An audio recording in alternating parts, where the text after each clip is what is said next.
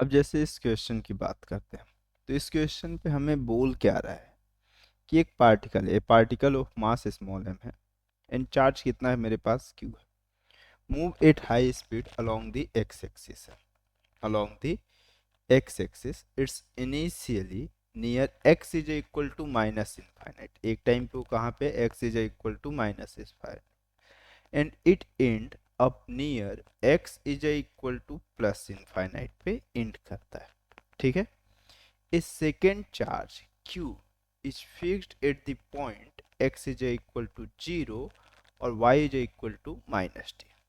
ठीक, एक second charge है जो कि q है, कैपिटल q, जो कि कहाँ पे फिक्स है, x इज इक्वल टू 0 और y इज इक्वल टू कहाँ पे, माइनस टी पे, मतलब मेरे पास ओरिजिन पॉइंट से नीचे।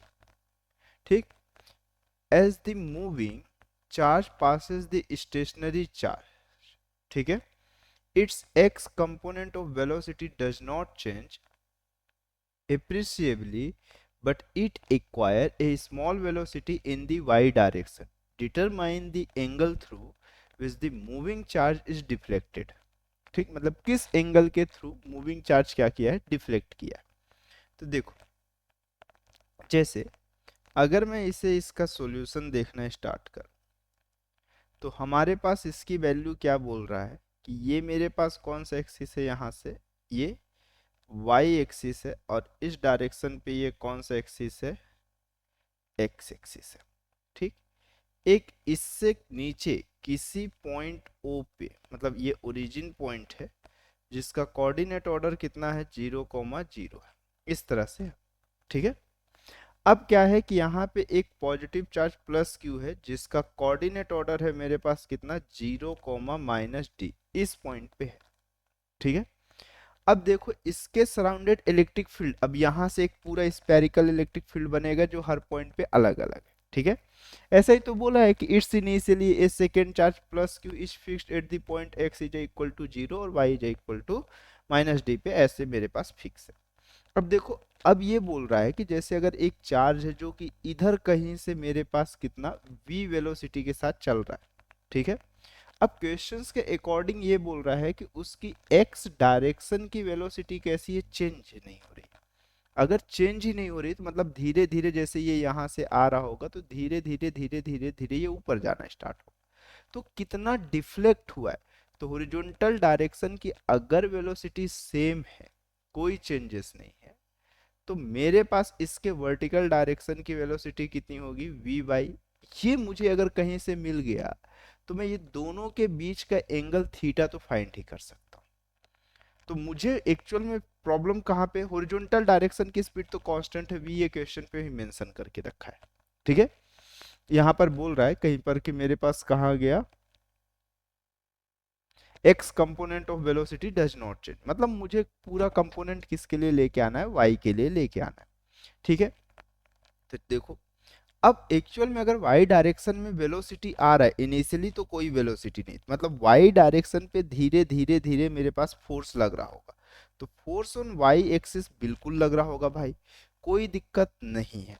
ठीक, तो अगर ये है तो इसको हम कितना लिखेंगे, mass into acceleration on y direction पे, तो इसका मास तो मेरे पास m ही है और एक्सेलरेशन y की डायरेक्शन में हम कितना लिख सकते हैं इसे, मैं ये लिख दिया कि ये मेरे पास कितना हो गया, डी वाई अपॉन कौन सा हो गया मेरे पास, डी टी हो गया, changing in velocity in the y direction with respect to time. But मेरे पास ये वेलोसिटी कभी भी टाइम के रिस्पेक्ट में तो चेंज हो रही, टाइम से ज्यादा इंपॉर्टेंट यहाँ पे क्या आ गया है, पोजीशन आ गया है। क्या आ गया है मेरे पास, पोजीशन।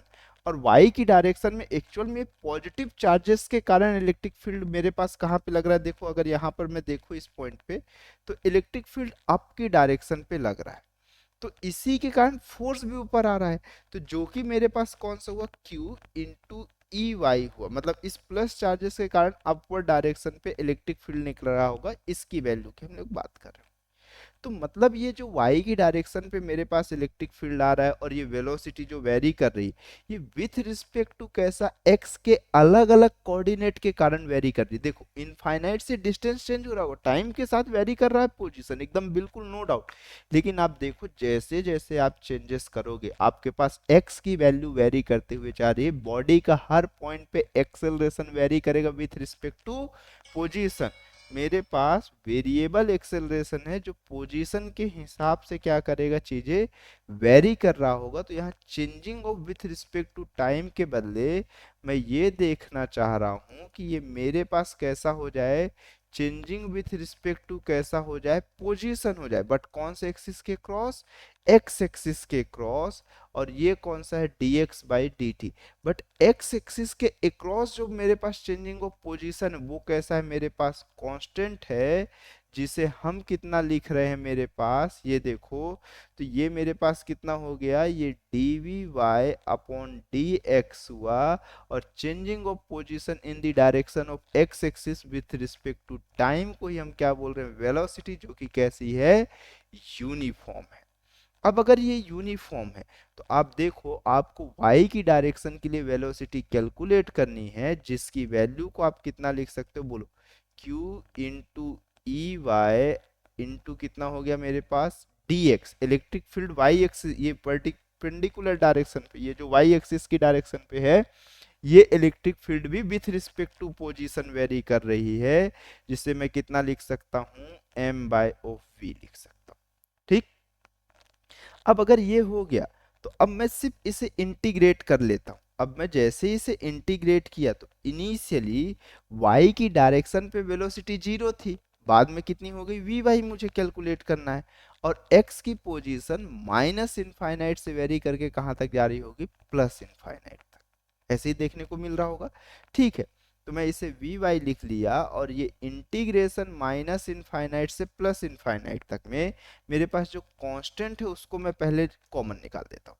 मेरे पास q भी कांस्टेंट है, m भी कांस्टेंट है, v भी कांस्टेंट है, और ये माइनस इनफाइनाइट से प्लस इनफाइनाइट, और ये E y into d x. अब एक्चुअल में E y into d x हुआ तो मुझे इलेक्ट्रिक फील्ड तो चाहिए ही चाहिए। अब देखो इस पॉजिटिव चार्जेस के थ्रू इसकी ये जो डिस्टेंस है ये d है। अब एक्चुअल मुझे इसके एक इनफाइनाइट लेंथ के लिए चाहिए, तो अगर मैं कहूँ कि यहाँ पे इसकी लेंथ ऑफ मेरे पास इधर इनफाइनाइट जाएगी, एक पूरा स्पेरिकल ड्रॉ कर लिया, ठीक है। लेकिन अगर फिर भी मैं ये कहा कि मैं इससे बेटर क्या किया कि एक सिलेंड्रिकल स्ट्रक्चर कंसीडर कर लिया, इसके सराउंडेड हर पॉइंट पे ये वेरी कर रहा होगा, ठीक है, एक अपने पोर्शंस के हिसाब से अलग अलग डिस्टेंस पे ले रहा होगा, क्योंकि इसी डायरेक्शन पे एक्स एक्सिस है, तो एक्स एक्सिस के अलोंग सिर्फ एक सरफेस में देखना चाह रहा हूँ। एक्चुअल में है तो ये पूरा स्पेरिकल, लेकिन एक छोटे पार्ट में मैं देख रहा हूँ, तो ये मेरे पास सिलेंड्रिकल के फॉर्मेट में दिख रहा है। ठीक, ठीक है। मैं अगर ये कहा कि इसके थ्रू किसी एक पॉइंट पे अगर आप देखिए तो ये ई वाई डॉट कितना है मेरे पास, डी एक्स है। तो अगर मैं ये कहा कि मैं इसके लिए किसी एक स्मॉल पोर्शन को कट किया, किसी भी एक स्मॉल पोर्शन को, जस्ट ऐसा ऐसा इस तरह से, जो कि इससे कितना डिस्टेंस पे है, ओरिजिन पॉइंट से एक्स डिस्टेंस पे है, यहां से यहां तक की डिस्टेंस, और इसकी थिकनेस जो है वो मेरे पास कितनी है, dx है, इस तरह से है। ठीक, अब मेरे पास ये dx है, तो अगर मैं ये कहूं कि बाय गॉस थ्योरम से अगर इस पॉजिटिव चार्ज के ऊपर मैं लिया तो एक गॉसियन सरफेस में सेलेक्ट कर रहा हूँ, कौन सा सरफेस सेलेक्ट कर रहा हूँ, एक गॉसियन सरफेस अगर मैं सेलेक्ट किया तो मैं इसमें से क्या फाइंड कर सकता हूँ कि मेरे पास जो फ्लक्स की वैल्यू होगी वो किसके इक्वल होगी, मैं अगर कहूँ तो यहाँ पर कितना हो सकता है मेरे पास, ई वाई डॉट ऑफ कितना लिख लिया मैं, डी ए लिख लिया, इलेक्ट्रिक फील्ड और डी ए की डायरेक्शंस कैसा है, सेम है। मैं इसे इंटीग्रेट करना चाहता हूँ कहाँ से, माइनस इनफाइनाइट से लेके प्लस इनफाइनाइट तक। तो मुझे नहीं मालूम कि ई वाई की वैल्यू कितना है, बट मैं इसे इतना लिख जरूर दिया। और मुझे ये मालूम है कि मेरे पास यही किसके इक्वल होता है, इस सरफेस के बीच में। ये एक्चुअल में यहाँ पे लिखा हूँ, बट मैं ये चाह कहाँ पे रहा हूँ, ये सेंटर पे। ठीक है, मैं अभी यहाँ पे लिख दिया हूँ, तो ये क्यू बाई कितना है मेरे पास, एप्साई नॉट है। ठीक, और ये डी की वैल्यू कितना है मेरे पास, तो इस सिलेंडर के लिए कितना हो जाएगा एरिया, तो ये मेरे पास स्मॉल पार्ट जो कट हो गया ये 2 पाई इंटू डी, इसका सरकमफेरेंस इंटू ऑफ इसकी थिकनेस डी एक्स, और ये क्यू बाई कितना है एप्साइन। ठीक है, तो अगले स्टेप पे ये कौन सा हुआ, माइनस का इनफाइनाइट प्लस का infinite E y into d x is equal to q by 2 pi और ये एफ साइन नॉट और ये डी हुआ। ठीक, जहां पर से मैं इसको सिर्फ इस इक्वेशन में पुट कर दिया, तो जैसे ही पुट किया तो वी वाई की वैल्यू मुझे दिख गई कि वी वाई की जो वैल्यू है वो q upon m v upon ऐसा कितना हुआ क्यू वाई, और सॉरी क्यू इंटू कितना हो गया मेरे पास ये 2 पाई एप्साइनोट इंटू डी हो गया। ठीक, जहां पर से वी वाई की वैल्यू मैं कितना कहता हूँ कैपिटल क्यू स्मॉल क्यू, उसके बाद कितना हो गया मेरे पास ये एम वी, अच्छा हो ही तो गया, वापस से फिर मैं लिख रहा हूँ। ठीक है, हो गया, अब मुझे टेन थीटा ही बस चाहिए। तो आप बताओ tan theta is equal to कितना लिखते हो आप, बोलो वी अपॉन वी वाई, जहां से theta is equal to tan inverse V की value, sorry V Y upon V क्यों लिखोगे, वी वाई अपॉन वी लिखोगे, मैं उल्टा लिख दिया, जो कि कितना हो गया मेरे पास वी वाई अपॉन वी हो गया। वी वाई की वैल्यू कितना है क्यू कैपिटल क्यू अपॉन कितना है मेरे पास एम वी 2 पाई एप्साइनो डी, और ये वी से डिवाइड हो जाएगा तो ये स्क्वायर हो जाएगा। बस ये थीटा की वैल्यू आपके पास आ गई। ठीक, चलो यहाँ तक आप देखो, आराम से समझो, फिर नेक्स्ट क्वेश्चन पे चलते हम लोग।